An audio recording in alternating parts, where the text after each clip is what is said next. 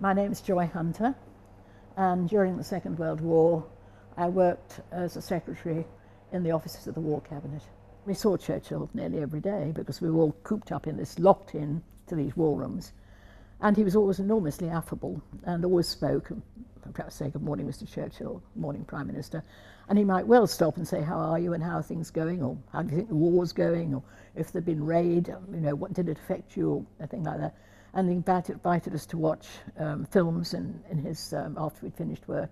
He was always in his nearly always in his self-designed boiler suit that he used to wear.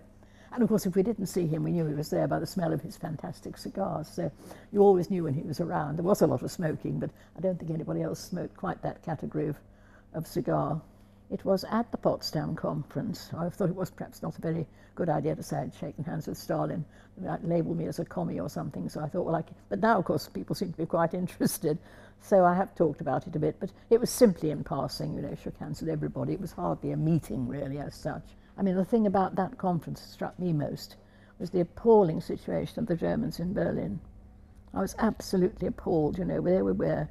I suppose I was, what, 45, I was 19 or something. And the stench of death was dreadful, which of course if you're a civilian you're not really used to.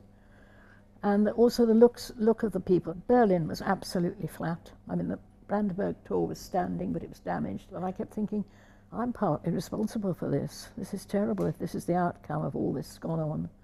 The children were thin and zombie looking, and people were pushing handmade carts trying to collect bits of wood, and I think they lived in cellars for years and years because there was nowhere above ground that was habitable.